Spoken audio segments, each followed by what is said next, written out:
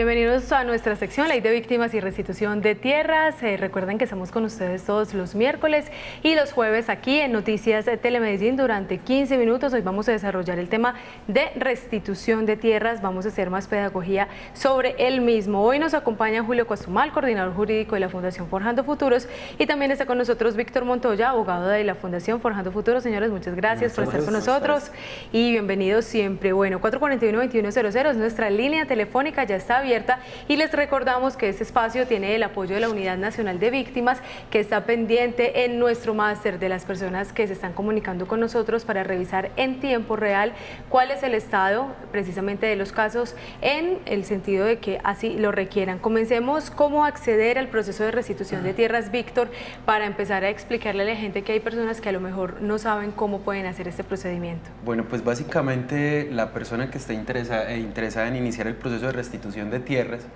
debe acudir a hacer una solicitud ante la Unidad Administrativa Especial de Gestión de Restitución de Tierras. En esa solicitud básicamente lo que se hace es contar las circunstancias de tiempo, modo y lugar que lo llevaron pues a perder su predio, ya sea por circunstancias de abandono o despojo. De ahí la unidad hace como una compilación de la información,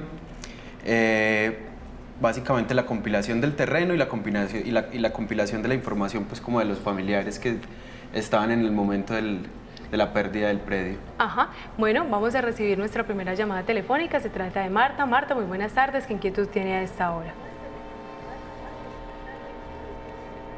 Buenas tardes. Sí, señora, cuéntenos. Sí, mira, yo presenté la documentación de mi hijo hace por ahí 2 años. Sí. Y me la aprobaron. Y entonces, pero no sé en qué va. ¿Usted me pueden decir, por favor? Bueno, Víctor, Julio, ¿en qué estado está que nos dicen desde nuestro máster? Bueno, primero recordemos pues que la Fundación Forjando Futuros no hace parte de la unidad de víctimas, internamente está funcionarios de la unidad dándole la información. Lo que nos indican de la unidad de víctimas es que está en valoración, que ya fue reportada a Bogotá, así que cuando se tome la decisión se estarán comunicando con la señora. Bueno, vamos a saber y a conocer, Julio, cuáles son las etapas de la Ley de Víctimas y de la restitución de tierras, y si podemos hacer una especie de paréntesis en cada una de ellas en la medida que vayamos conversando sobre la misma. ¿Qué tal si empezamos con las dos, digamos, más importantes, o que son dos, que son fundamentales?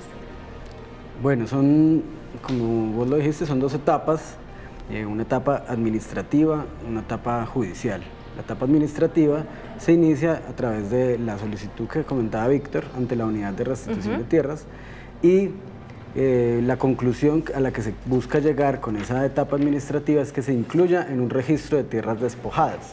¿Sí? Si se incluye en el registro de tierras despojadas, ya la unidad con sus abogados llevan el proceso ante los jueces o a través de abogados de confianza de las víctimas.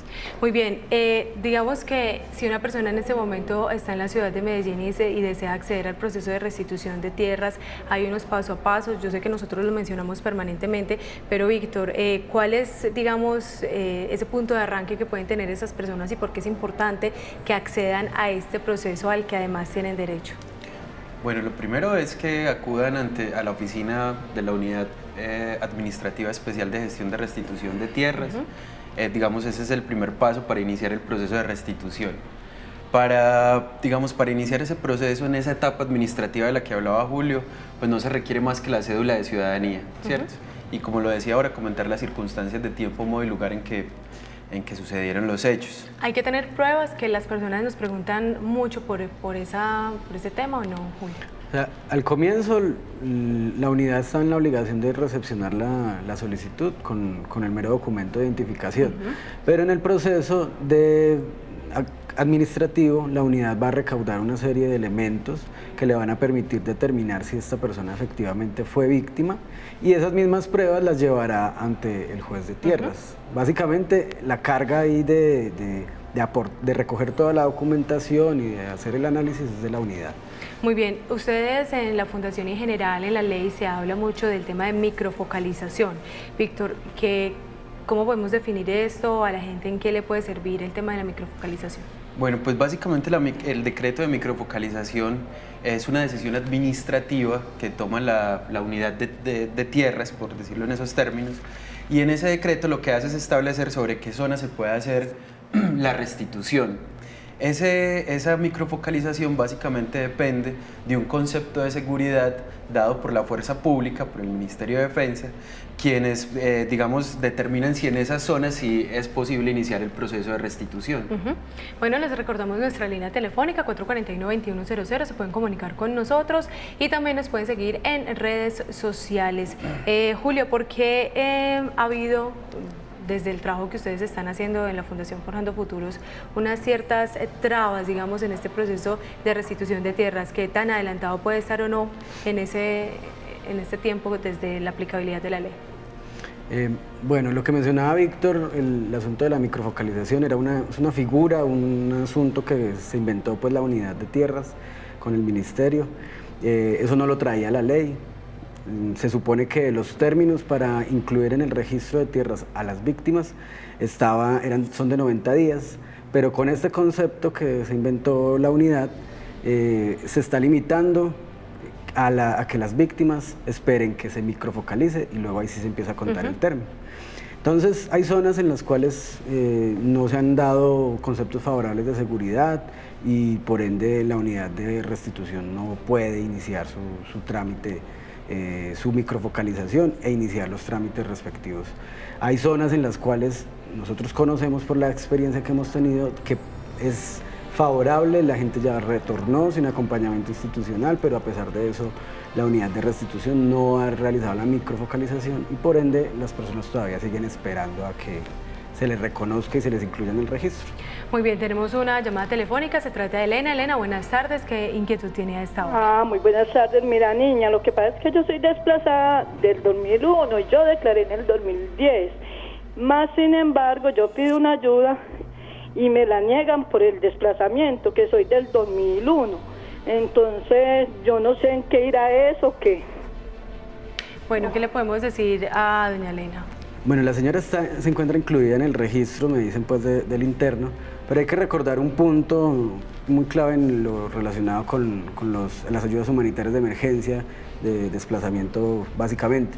La ley 1448 trajo un límite temporal que es de 10 años para las personas que si tuvieron, pues que han pasado 10 años desde los hechos del desplazamiento, tendrán que manifestarle a la unidad de víctimas que su situación vulnerable, económica, continúa siendo compleja, difícil, debido todavía al desplazamiento. Pongo un ejemplo de una persona que en razón del desplazamiento se le creó algún problema psicológico, no ha podido conseguir un empleo. Un ejemplo de muchos que se pueden presentar. Eso hay que hacérselo saber a la unidad de víctimas para que ellos determinen si puede continuar recibiendo su valoración, su ayuda humanitaria de emergencia.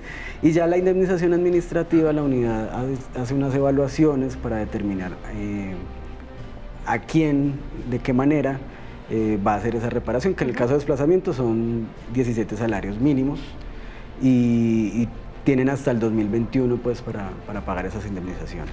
Pero, por ejemplo, en el caso de los desplazados, generalmente les dan una ayuda prioritaria cuando han llegado a las ciudades. Después de eso, entonces, la salvedad hay que hacerla que si después de ese tiempo la situación no mejora, deben solicitar la atención. Y si se han generado secuelas a raíz de esto, deben solicitar la atención. O sea, la ayuda humanitaria de emergencia se la dan, es prorrogable, para tratar de cubrir esa emergencia en la que quedaron las personas que han sido desplazadas. Y hay personas que pues el desplazamiento es desde hace muchos años. Entonces, a partir de la ley 1448 ya han empezado a limitar el subsidio, como le llaman las personas, la ayuda humanitaria de emergencia. Muy bien, si una persona, Víctor, por ejemplo, considera que no quiere acceder a la restitución de tierras porque no quiere regresar a ese lugar, ¿qué puede hacer? Es decir, ¿es necesario volver cuando yo solicito la restitución o no? Pues mira, la ley 1448 estipula que la pretensión principal es la restitución del predio. Y básicamente hay que tener en cuenta que la ley de restitución de tierras fue creada también, digamos, para promover el retorno de la población que ha tenido que desplazarse de los pueblos y de los diferentes pueblos que han vivido el conflicto armado en el país. y por medio de la ley se está estimulando es precisamente ese retorno. Entonces la pretensión principal siempre va a ser la restitución. Sin embargo, la misma ley trae pues las opciones de la compensación con un predio de similares características o la opción de la compensación en dinero. Sin embargo, hay que dejar muy claro que la compensación o la decisión sobre si se compensa o se restituye es básicamente del juez de restitución. Muy bien, muchas gracias por acompañarnos. Julio Costumal, coordinador jurídico de la Fundación Forjando Futuros, y Víctor, abogado de la Fundación Forjando Futuros. Muchas gracias por estar con nosotros. A ustedes también por acompañarnos. Recuerden que la próxima semana los esperamos, como siempre, miércoles y jueves, con un espacio sobre ley de víctimas y restitución de tierras. Sigan con la programación de nuestro canal Telemedellín. Aquí te ves. Feliz tarde.